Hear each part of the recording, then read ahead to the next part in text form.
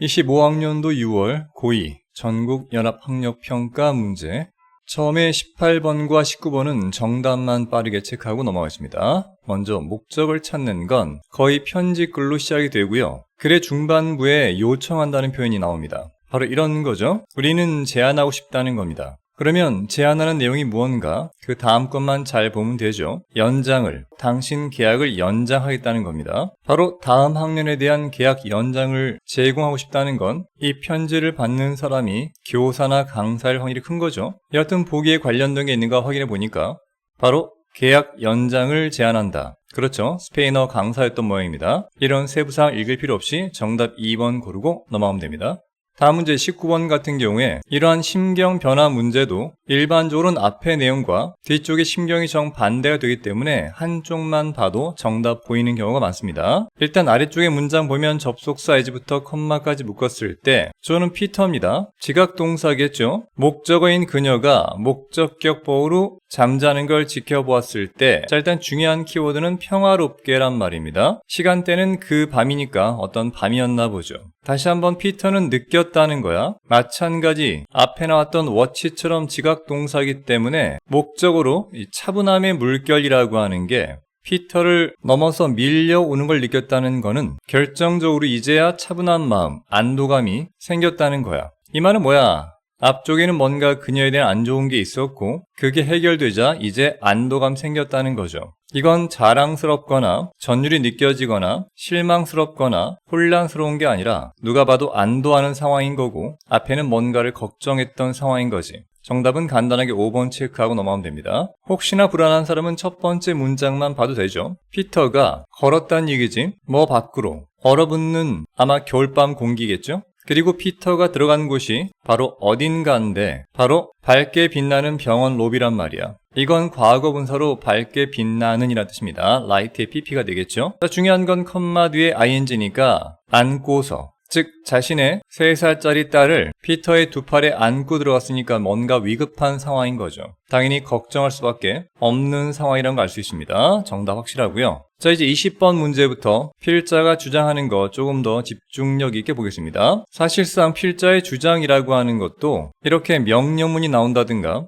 또는 여러분은 필요하다. 심지어 이게 반복됩니다. 여러분은 필요하다는 거지. 그러면 필자가 여러분한테 뭐뭐 할 필요가 있다고 강조하는 거니까 일단 글의 후반부를 통해서 어쨌든 결론일 테니까 마지막 문장을 통해 정답을 유추하고 보기를 보는 게 도움이 됩니다. 자, 일단 마지막에 여러분은 리더인 모양입니다. 리더로서 여러분들은 필요하다, 접촉할 수 있는 것이 바로 다른 사람들과, 즉 이 말은 리더가 독단적으로 결정하지 말고 반드시 다른 사람들과 협업을 통해 일을 진행할 필요가 있다는 말을 하는 것 같아. 연관된 정답이 있는가 찾아보니까 바로 보이죠? 리더는 다른 사람들과 접촉할 필요가 있다. 아마 본문에 장벽 없이란 표현이 포함되는 모양입니다. 2번 압축시키고요. 20번부터는 공부 차원의 본문 내용을 함께 보도록 하겠습니다. 상상해 보세요.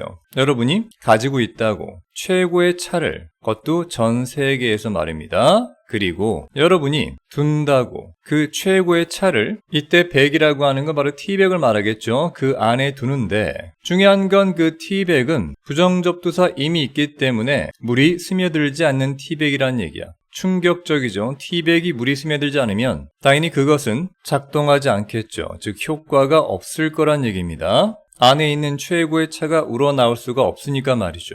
이거 일종의 예겠죠? 여러분은 그저 만들 수가 없을 겁니다. 한 잔의 차를. 자, 우린 정답을 이미 알기 때문에 이때 말한 최고의 차가 바로 리더가 되는 거고요. 그 차 주변에 있는 물들이 바로 타인들이겠죠? 그리고 스며들지 않는 이 티백이 바로 장벽이 되겠지. 이런 장벽을 두면, 즉 물처럼 주변에 있는 사람들과 접촉하지 않으면 최고의 차, 최고의 리더가 될 수 없다는 얘기야. 따라서 이건 그 유명한 to 부정사 의미상 주어가 되겠죠. 바로 그 티백이 효과적으로 작동하기 위해서는, 다시 말해 to 부정사의 의미상 주어가 됩니다. for는 그 티백이라고 하는 건 필요하다는 겁니다. 구멍이 나 있을 필요가 있다. 즉 장벽을 허물 필요가 있다는 얘기지. 다음 문장, 여러분은 필요합니다. 그 차와 물이 접촉할 수 있도록, 그것도 서로 말입니다. 다시 말하지만 지도자와 주변 사람들이 함께 접촉할 필요 있다는 말로 다시 한번 압축하고 있죠. 자, 얘가 끝났고 이제 우리 삶에서도 또한 우리는 살아남고 번성할 수가 없다는 겁니다. 당연히 고립 속에서는, 즉 타인과의 접촉과 소통 필요하다는 얘기죠. 지도자들은 필요합니다. 신중해질 필요가 있어요. 부정은 낯이 있으니까 장벽을 짓지 않도록 말입니다. 자신들의 주변에 말이야. 자, 이때 주격 관계대명사 대시 여기까지 꾸며주는데요. 이건 바로 장벽을 뜻하는 거고 그 유명한 문법 포인트겠죠. prevent A from ing란 패턴 다 기억하셔야 됩니다. 우리말로 A가 ing 하는 거를 막다, 금지하다는 뜻입니다. 즉 사람들이, 이때는 지도자겠지, 닿을 수 없게 막는 겁니다. 바로 주변 사람들에게 그렇게 막는 장벽을 만들지 않도록 신중할 필요가 있다는 얘기야.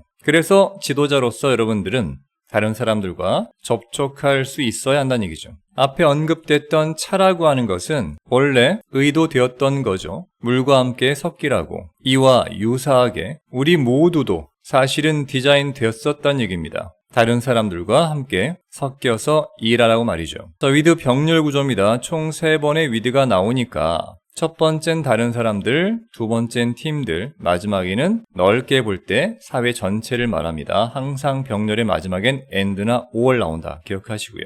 필자의 주장은 간단합니다. 리더라면 혼자 결정해서는 안 되고 반드시 다른 사람들과 접촉할 필요가 있다는 게 되겠죠. 사실 이 글이 핵심 문장이긴 합니다만 다시 한번 정리해 보자면 찻잎이 물과 만나야 차가 되듯 리더 또한 장벽 없이 타인들과 소통해야만 된다는 걸 이 작가는 주장하고 있는 글입니다. 이해가 됐기를 바라고요. 다음 문제로 넘어갑니다.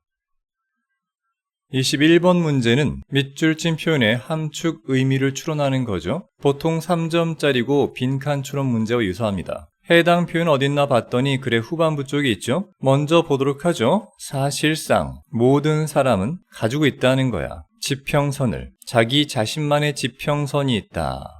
즉 자기 자신만의 어떤 기준이 있다, 이런 느낌으로 와닿는데요. 본문을 통해 이게 어떤 내용인지 알아봐야겠습니다. 늘 그렇듯 밑줄 친 부분은 글의 주제와 밀접한 연관성이 있기 때문에 글의 주제를 찾는 문제라고 인식하시면 큰 문제가 없습니다. 첫 번째 문장 보시면 가짜 주어 it과 진짜 주어 to 부정사가 이어지는데요. 일단 정의를 내린다는 것 자체가 어렵다는 겁니다. 설령 불가능한 것은 아니라고 할지라도 어떤 한계를 정의한다는 것 자체가 되게 어렵다는 겁니다. 뒤에 목적격 관계대명사 위치가 있어서 그 한계라는 것을 이성이 도해한다는 거죠. 여기에 목적어 빠진 패턴이 되는 겁니다. 바로 부에 대한 갈망 위에다 말이에요. 자, 이 말은 사람들은 누구나 부유함을 원하죠. 그래서 그걸 갈망하는데 그 갈망 위에다가 우리의 이성이라고 하는 게 과연 어느 정도의 부유함까지 갈망하는가, 한계를 한번 규정해 본다는 게 사실상 어렵다는 게 첫 번째 문장입니다. 뒤쪽에 세미콜론 나오니까 부연 설명 나오겠죠. 이때 for는 접속사로 왜냐하면이란 의미가 됩니다. 있기 때문에 부정어 no가 있으니까 절대적이거나 확실한 양의 부유함 같은 건 없기 때문이겠죠. 이번엔 주격 관계대명사로 그것이 만족시켜줄 어떤 사람을, 당연한 말이죠. 얼마까지 써야 만족스러운 부자가 되는가, 여기엔 확실한 규정이 없겠죠.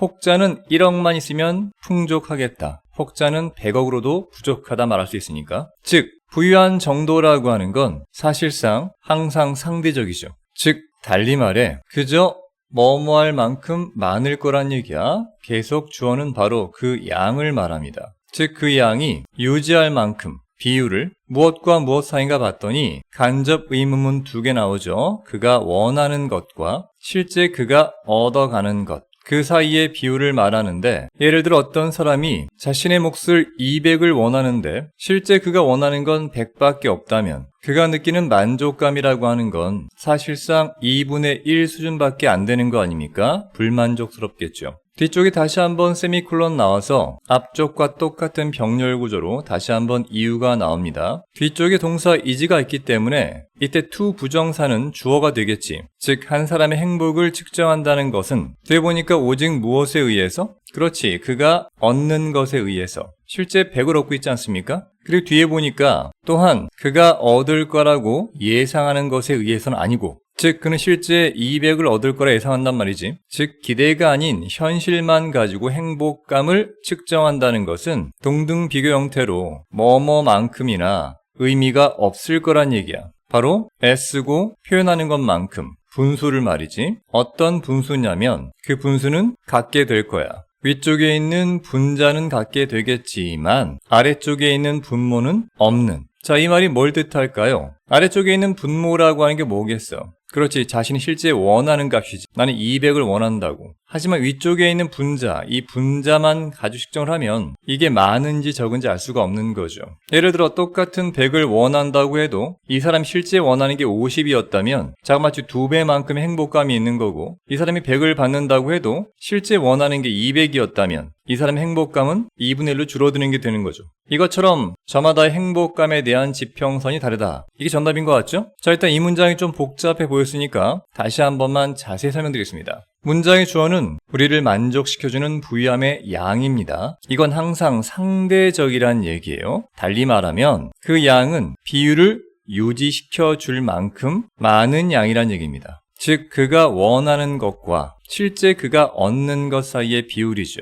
내가 100을 원할 때 200을 얻으면 행복감이 늘어나는 거고, 내가 200을 원할 때 100을 얻으면 행복이 줄어들고, 반대로 400을 얻으면 만족감이 2배가 되는 거겠죠. 왜냐하면 그가 얻게 되기를 기대하는 건 빼고 그냥 실제 받는 것만으로 행복감을 측정한다는 것은 마치 분수에서 이 분모라는 걸 빼버리고 그냥 분자만 가지고 측정하는 걸 말하겠지. 그러면 두 명 다 똑같이 100을 받으니까 똑같은 만족감일 것 같지만 사실은 바라는 것에 따라서 각각 만족감이 좋거나 나빠질 수 있다는 걸 뜻하는 겁니다. 그러니 정말 중요한 건 내가 애초에 얼만큼을 원하고 있던 것인가. 그게 정말 중요하다는 거야. 그게 없다면 의미가 없다는 게 되는 거지. 일단 이 정도 보면 정답이 나와야 됩니다. 그렇지, 정답은 5번으로 압축된다는 걸 알 수가 있습니다. 간접 의문문 네모치면 한 사람이 바라는 것, 얻기를 바라는 것, 그것에 대한 한계는 물론 다양하다는 거야. 사람마다. 정답은 5번인 거 확실히 알 수가 있겠고요. 공부 차원의 나머지 마저 보겠습니다. 한 사람은 결코 느끼지 않아요. 상실감을 물건들에 대해서. 어떤 물건이냐면 이때 위치는 목적격 관계대명사고 뒤에는 가짜 주어랑 진짜 주어가 나오고 있지. 즉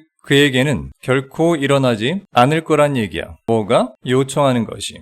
이때 요청하다 뒤에 목적어 하나 빠진 것이 바로 이게 되겠지. 즉 그가 앞에 나왔던 그런 것들을 말이야, 요청할 일은 절대 일어나지 않을 그런 것들에 관해서는 상실감 같은 걸 절대 느낄 리가 없다는 겁니다. 예를 들면 나한테 개인용 헬리콥터가 없다고 해서 상실감 느끼지 않습니다. 샘은 지금껏 살면서 개인용 헬리콥터를 바란 적도 없거든. 뒤에 세미콜론이 있겠죠? 그래서 그는 입니다. 그저 한결같이 행복하죠. 그런 것들 없이도. 그러니까 개인용 헬리콥터 없다고 내가 불행을 느낄 리가 없다는 얘기야. 다시 한번 세미콜론 나오고요. 반면에 다른 사람들한테 있어서 자 콤마가 있으니까 그 다른 사람에 대한 부연 설명이 되겠지. 누구냐면 어쩌면 가지고 있을지 모르는. 뒤에 보니까 100배만큼이나 더 많이 가진 사람을 뜻하겠죠. 까지 묶고 오자면 그런 부자는 느낄지 몰라. 오히려 비참한 감정을. 왜냐하면 말이죠. 그는 현재 완료로 갖지 못한 상태니까 바로 그 한 가지 것을 그가 원하고 있는. 이를테면 부자들 모임 갔더니 개인용 헬리콥터 없는 게 나뿐이다. 다른 부자들은 다 있더라. 돈이 아무리 많아도 그 한 가지가 없기 때문에 비참함 느낄 수 있다는 얘기입니다. 사실상 그래서 모든 사람들은 자신만의 지평선이 있고 그 모든 사람들은 기대할 거란 얘기야. 뭐만큼 많이. 즉 그가 생각하는 만큼. 가짜죠 it, 의미상의죠 for, 진짜죠 to겠지. 즉 자신이 얻는 것이 가능하다고 느끼는 만큼 많이 기대할 거라는 얘기를 하고 있는 거죠. 글의 구조는 좀 복잡해 보였지만 내용은 의외로 간단한 문제였습니다. 공부 차원의 나머지 왜 오답인가 짧게 보십니다. 누군가의 성공은 판단된다. 뭐에 의해서? 간접 의문문 네모치면 얼마나 많은 목표를 그가 성취해 왔는가에 의해서. 본문은 부유함의 만족감은 사람마다 다르다는 거니까 관계없겠고요. 각각의 사람은 가지고 있어요. 자기 자신만의 방법을 얻는 방법인데 다시 한번 간접 의문문 그가 원하는 걸 얻을 수 있는 자기만의 방법이 있다. 관계없고요. 세 번째는 있을 수가 없다는 거죠. 어떤 한계도 있을 수 없어. 무엇에 관한? 또다시 간접 의문문 누군가 마음속에 바라는 것에 대해서는 한계가 있을 수 없다. 자, 본문 내용과 일치하긴 하지만 밑줄 친 내용과는 관계없겠지. 네 번째, 누군가의 행복 기준은 재단되어진다. 즉 1:1 맞춤 정장처럼 딱 맞춰진다는 거야. 바로 사회적 규범에 전혀 관계없는 내용 되겠고요. 글 전체 한 문장 요약을 살펴보자면 이 즉 부유함에 대한 만족은 절대적인 양이 아니라 자신이 품고 있는 기대와의 상대적 차이에 따라서 결정된다는 게 작가가 말하고자 하는 핵심이 되겠죠? 이해가 됐기를 바라고요. 우린 다음 문제로 넘어갑니다. 22번 넘어왔고요. 글의 핵심 요지를 찾는 문제입니다. 공부 차원의 첫 번째 문장부터 보도록 하죠. 모든 식당들은 사용하는 중입니다. 신중하게 선택된 단어들을 불러 일으키기 위해서 생생한 정신적 이미지를 맛있는 음식에 대한 그리고 풍부한 디저트에 대한 뭐하기 위해서 이끌어내기 위해서 잠재적 고객을 그들의 특별한 시설, 설비, 이때는 식당이 되겠죠. 자, 첫 번째 문장을 통해 작가가 말하고자 하는 건 모든 식당들이 아주 신중하게 선택된 단어들을 사용한다는 얘기야. 고객들을 이끌기 위해서까지 보면 되겠죠. 다음 문장 보시면 마치 그런 식당들과 마찬가지로 자연이라고 하는 것도 가지고 있다는 거지. 자연 고유의 식당 설비가 있다는 얘기야. 어떤 방식 속에서 유사한 방식이지 앞서 언급된 식당의 재정적 의존이 어디에 달린 거랑 그렇지 많은 고객들을 끌어오는 것과 달리 말해 식당들이 손님들을 끌어모으지 못하면 재정적 어려움을 받겠지. 그러니 손님 확보에 의존할 수밖에 없다는 얘기를 말하는 겁니다. 그런 것과 유사한 방식으로 바로 자연의 식당들은 예를 들면 꽃들 말이지. 꽃들이 식당이라면 꽃에 있는 꿀 같은 게 음식이 되는 거고 날아오는 새나 벌레들이 손님이 되겠지. 이런 꽃과 같은 자연색 식당들은 반드시 또한 유혹해야 됩니다. 잠재적 손님들을 샘플을 맛보라고 말이야. 그들의 이때 말한 제공이란 말은 집이라든가 아니면 꿀 같은 게 되겠지. 내용상 역접이 빠진 것 같죠? 하지만 자연세계에서는 뒤에 부정어 no가 있으니까 없단 얘기야. 인간 세상처럼 네온사인이라든가 화려한 어떤 말, 문구 이런 게 없단 말이야. 그런 것들 속에서 마케팅할 수 있는 잠재적인 식사를 배고픈 동물들에게. 자, 이 글은 인간의 식당과 자연 속에 있는 식당, 즉 꽃과 비교하는 말인데 인간 식당은 신중하게 선택된 광고 문구 같은 말이 있지만 자연세계 꽃에는 그런 말, 문구 같은 게 없다는 걸 말하는 거야. 자, 조금 올려서 마주 보도록 하죠. 이러한 식당들은 뭐냐면 내가 지금 언급하고 있는 까지 묶어보자면 입니다. 바로 세상의 꽃들이죠. 이미 한번 앞에서 꽃이라고 언급했는데 다시 한번 쐐기를 박는 거죠. 그리고 바로 잠재적인 손님들은 입니다. 아주 많은 유기체들이겠지. 즉 생명체, 아마도 동물을 말하겠지. 어떤 생명체냐면 방문하는 꽃들을 얻기 위해서 꿀이나 과즙 그리고 다른 소중한 자원들을까지 묶어보자면 이미 유추했던 것처럼 이런 자연식당들은 바로 꽃이란 얘기고 꽃은 인간처럼 네온사인이라든가 현란한 문구는 없지만 달콤한 과즙과 다른 소중한 원천들을 미끼로 제공해서 수많은 생명체들을 유혹하고 있다는 얘기를 하고 있는 거죠. 다시 한번 괄호쳐 보도록 하죠. 뭐뭐 대신에 방금 봤던 게 또 나오네요. 쓰여진 언어라든가 네온사인을 이용하는 것 대신에 자연적인 식당인 꽃들은 광고한다고 그들이 제공하는 것들을 그저 만큼이나 효과적으로 말이지 바로 냄새 또는 향기라는 언어를 통해서 말입니다. 그러니 꽃의 광고는 바로 냄새와 향기란 뜻입니다. 정답은 간단히 보이겠죠? 그렇지, 3번인 거 알 수 있겠지. 꽃은 생물을 유인하기 위해서 방금 봤던 냄새, 향기라는 광고산을 사용한다는 거고요. 정답 3번 체크하고 한 문장 요약을 같이 보도록 하겠습니다. 핵심 소재인 꽃은 마치 식당이 손님을 끌어모으듯이 향기라는 광고산으로 동물들을 유인한다는 게 본문의 핵심 내용이 되겠죠? 이해가 됐기를 바라고요. 우린 다음 문제로 넘어갑니다. 23번째 문제 넘어왔고요. 글의 주제를 찾는 문제입니다. 당신은 받을 텐가 1000달러를 1년 후에. 전치사 in은 뭐뭐 후에란 뜻이 있습니다. 뭐뭐 이내란 말은 전치사 within을 쓰니까 함께 알아두시고요. 그게 아니라면 100달러 더해서 1100달러를 받을래. 다만 1년 기다린 다음에 한 달 더 기다려서 말이지. 자, 여러분은 어떤 걸 선택하겠냐고 묻고 있습니다. 대부분의 사람들은 선택할 겁니다. 더 큰 금액을 말이죠. 총 13달 지난 다음에 그 밖에 어떤 곳에서 당신은 찾게 될 거란 말인가? 월별 이율을 자그마치 10%나 더 주는 월 이자율은 없단 말입니다. 그러니 이것이 현명한 선택이란 얘기죠. 왜냐하면 자그마치 10%의 그 이율이 보상해 줄 거니까 여러분에게 관대하게 충분히 어떤 위험에 대해서라도 여러분이 직면할 수 있는 기다리는 것에 의해서 추가적인 몇 주, 즉 한 달을 말하는 거죠. 이 말은 어차피 12개월 기다렸으니 몇 주 더 기다려서 13개월까지 기다린다고 한들 뭐 얼마나 큰 위험이 있겠어. 자그마치 10%나 더 준다는데 말이야. 이래서 더 큰 금액을 대부분 사람들이 선택할 거란 얘기입니다. 자, 이제 본질은 두 번째 질문이겠죠. 영어는 반복을 싫어하기 때문에 앞에 나왔던 rather receive란 단어를 prefer란 단어로 바꾼 거죠. 즉, 여러분은 선호하나요? $1,000를 오늘 현찰로 받는 겁니다. 그것도 현장에서 바로. 그게 아니라면 마찬가지 $100 더해서 $1,100를 한 달 후에 받겠냐는 겁니다. 만약 여러분이 생각한다면, 대부분의 사람들과 마찬가지로 생각한다면 여러분은 택할 겁니다. $1,000를 바로 지금 말이죠. 금액이 오히려 적은데 당장 선택한다는 거죠. 이것은 사실 놀라움을 주는 일이죠. 자, 일단 비교해 보도록 하죠. 앞서 언급된 두 가지 경우 모두에서 만약 여러분이 기다린다면, 그저 한 달만 더 길게 기다린다면 여러분은 얻게 됩니다. $100를 더 얻게 되죠. 다만 첫 번째 케이스에서 그것은 입니다. 간단하죠. 충분히 말입니다. 여러분은 판단을 합니다. 나는 현재 완료로 이미 기다려왔어. 자그마치 1년이라는 12개월을. 뭐가 어때? 즉, 한 달 더 기다린다고 한들 뭐가 어때? 즉, 12개월 기다려오는 동안에 특별한 위기가 없었다면 거기서 한 달 더 기다린다고 한들 결과가 달라질 건 별로 없다는 얘기입니다. 오직 $100 더 받는다는 좋은 결과만 있을 뿐이겠죠. 하지만 아니라고요. 바로 두 번째 경우에선 그렇지가 않다고요. 자, 왜 그런가 마저 봐야겠죠? 바로 도입 때문입니다. 지금이라는 개념이 도입된 거죠. 이게 야기시켜요. 우리로 하여금 만들도록 부정접두사 in이 있으니까 일관되지 않은 결정들을 만들게 야기시키는 거죠.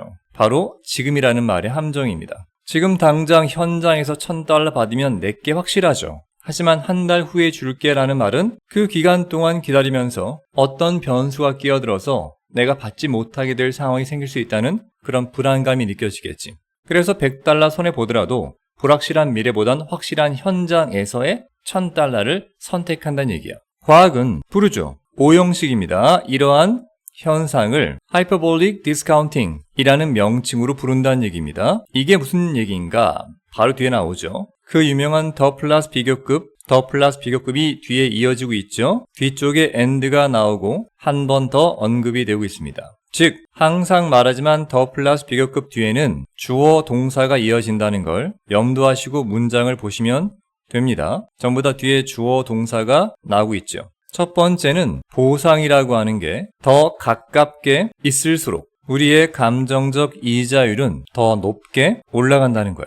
그리고 우리는 더 많이 기꺼이 포기할 거란 얘기죠. 바로 그 감정적 이율에 대한 교환 속에서란 말은 증가된 감정적 이율을 대가로 해서 사실상 더 받을 수 있는 $100를 기꺼이 포기한다는 얘기입니다. 즉, 지금 바로 줄게라고 하는 보상에 대한 시기가 엄청나게 가깝다는 게 우리의 감정적 이율을 굉장히 높게 만들어준다는 얘기지. 그래서 나중에 받는 추가 금액은 과감하게 포기한다는 얘기입니다. 자, 연관된 정답 찾으면 당연히 1번인 거 이해할 수가 있겠죠? 바로 영향입니다. 보상이 즉각적인 것에 대한 영향이죠. 어디에 미치는? 의사결정에 미치는. 그러니 의사결정할 때 보상이 얼마나 즉각적이냐가 굉장한 임팩트가 있다는 얘기입니다. 정답 1번이 확실하고요. 나머지 왜 오답인가 빠르게 보겠습니다. 역할, 위험 인식의 역할. 무게를 잰다는 건 경제적 혜택을 고려하는 데 있어서 이런 의미가 되겠죠. 관계없고요. 단점들, 단기간 투자의 단점들,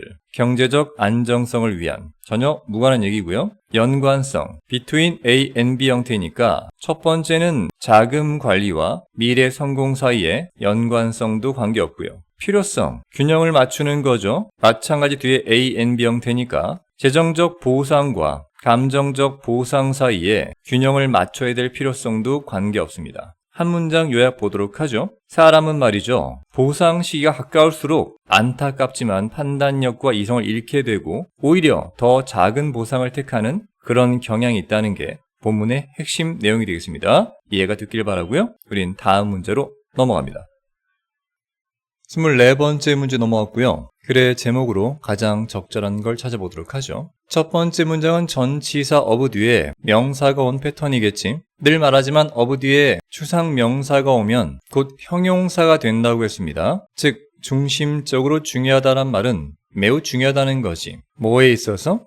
이해하는 것에 있어서 발달을, 바로 잘 쓰는 손에 대한 결정 발달을 말합니다. 흔히 왼손잡이냐 오른손잡이냐를 말하는 거죠. 자, 지금까지 나온 게 형용사로서 지금 보호가 도치가 된 거죠. 문두로 나온 겁니다. 이 보호를 강조하기 위해서일 수도 있고요. 아니면 비동사 뒤에 주어가 너무 길기 때문일 수 있겠죠. 지금 보니까 주어가 여기부터 시작해서 자그마치 여기까지이기 때문에 너무 길어서 도치가 된 걸로 보입니다. 뒤에 보니까 질문에 대한 답이란 얘기야. 다시 한번 전치사 어부가 나오고요. 도대체 언제, 즉 발달 과정 중에 언제 가짜죠, it과 진짜죠, whether 형태가 되겠지. 그것은 정말로 결정되어지는가, 즉 뭐뭐인지 아닌지가 한 아이가 될 것이 왼손잡이 또는 오른손잡이가. 자, 문장 구조는 조금 복잡해 보이지만 내용 간단합니다. 우리 인간의 발달 과정 속에서 도대체 언제 우리가 왼손잡이가 될지 오른손잡이가 될지 결정되느냐에 대한 질문에 대한 답은 매우 중요한 거라고요. 바로 그 왼손잡이, 오른손잡이의 발달을 이해하는 데 있어서 이런 얘기죠. 다시 한번 가짜주어 it과 진짜주어 that 구문입니다. 그것은 오랫동안 생각되어져 왔다는 얘기입니다. 잘 쓰는 손이라고 하는 건 오직 확실하게 결정될 수가 있다고 말이지. 바로 초등학교 때 말이죠. 왜냐? 그때가 바로 한 아이가 배우는 때니까요. 글쓰기를 말입니다. 까지 묶어보자면 예전엔 글을 배우기 시작하는 초등학교 시절에 비로소 왼손잡이, 오른손잡이가 결정된다고 오랫동안 믿었었던 겁니다. 현재 완료가 아니라 과거를 썼다는 말은 지금은 그렇지 않단 말이겠지. 그러니까 역점 나오지 않습니까? 그러나 이러한 가정은 말이지 지금 보면 틀린 거라고 부정접두사 인이 보이지 않습니까? 사실상 말이야 과학적 연구가 보여주고 있어. that 이하라는 사실을 오늘날 현재 보여주는 겁니다. 나머지 문장 마저 보면 왼손을 잘 쓴다는 것은 수동태로 확립된다는 겁니다. 많은 아이들 속에서 그것도 한참 전에 말이야. 즉 초등학교 가기 한참 전에 흥미롭게도 말이죠. 심지어 뭐보다 전인가 봤더니 태어나기도 전에 말이야. 그것도 대부분의 사람들의 경우에 그렇다는 얘기입니다. 대단하죠? 출생 이전부터 오른손잡이, 왼손잡이가 결정된다는 게 오늘날 연구 결과입니다. 자, 그러한 연구에서 손과 팔의 움직임들은 그것도 아직 태어나지 않은 아이의 심지어 자궁 속에 있는 자 주어가 길어 보이지만 손과 팔의 움직임들 복수 형태가 되기 때문에 동사는 아가 되는 겁니다. 수동태로 기록되어진다는 거지. 뒤에 ing는 분사 형태로서 이용하면서 초음파 이미지를 말이야. 그러니 자궁 속에 있는 태어나지 않은 뱃속의 아기를 초음파 이미지를 찍어서 관찰해 보니까 어느 쪽 손과 팔을 많이 쓰는지 알 수 있다는 얘기입니다. 다음 장 보시면 이러한 기술을 사용하면서 가짜조 it과 진짜조 대시니까 그게 보여졌었다는 거죠. 뭐냐면 명백한 선호가 움직임에 대한 오른쪽 팔의 자 이번엔 주어가 명백한 선호라는 단수이기 때문에 동사 뒤에 s가 나오죠. 그런 선호가 존재한다는 겁니다. 그것도 동등비교 형태로 뭐뭐만큼 일찍인데 심지어 뱃속에서 수정을 하고 나서 고작 10주밖에 되지 않았던 시기만큼 이른 때의 말이죠. 자, 나머지 문장 마저 본다면 이러한 연구 속에서 초음파 이미지가 주어인데 총 72명의 태어나지 않은 아이들을 찍었나 봐요. 방금 봤던 것처럼 수정을 맺은 지 10주가 지난 아이들입니다. 주어가 이미지들이니까 복수가 나오죠. 그 이미지들이 평가되어지고 그런 다음에 자그마치 85%가 보여줬다는 얘기야. 더 많은 움직임들을 바로 오른쪽 팔의 움직임을 왼쪽 팔보단 말이죠. 이러한 수치는 이미 매우 가깝다는 겁니다. 대략적인 89.4%의 오른손잡이들 바로 어른들 중에서 말이죠. 그러니 실제 오른손잡이의 수치가 수정된 지 10주밖에 안 된 자녀들, 즉 뱃속의 태아들과 거의 일치하는 숫자를 보여준다는 얘기입니다. 어떤 손잡이인가는 뱃속에서 이미 결정난다는 거니까 정답은 딱 하나로 압축이 되겠지. 바로 5번인 거 알 수가 있겠지. 손잡이 시계. 도대체 언제 그 시계가 실제로 시작되는 것인가 늘 말씀드립니다만 제목이 의문문이라면 해당 본문은 그 질문에 대한 답을 제시하는 게 일반적이죠. 본문에서는 수정된 지 10주만 지나면 시작된다라고 답을 말하고 있습니다. 5번 정답 확실하고요. 우린 공부 차원의 나머지 마저 보겠습니다. 첫 번째, 도대체 왜 손잡이가 결정된다는 게 수동태로 흔들려지냐, 영향을 받냐는 거지. 환경에 의해서. 절대 환경에 의한 영향이 아니고 태어나자마자, 태어나기 전에 결정되는 거죠. 두 번째는 사용해라. 너의 덜 지배적인 손을 좀 더 많이 쓰라고, 창의적이 되기 위해서. 즉 오른손잡이는 왼손을 좀 많이 쓰라는 얘기인데 본문과 관계없고요. 세 번째, 과학적 노력, 밝혀내기 위한 지능의 근원을, 본문과 관계없는 얘기고요. 네 번째, 손잡이, 동격의 훈마겠죠.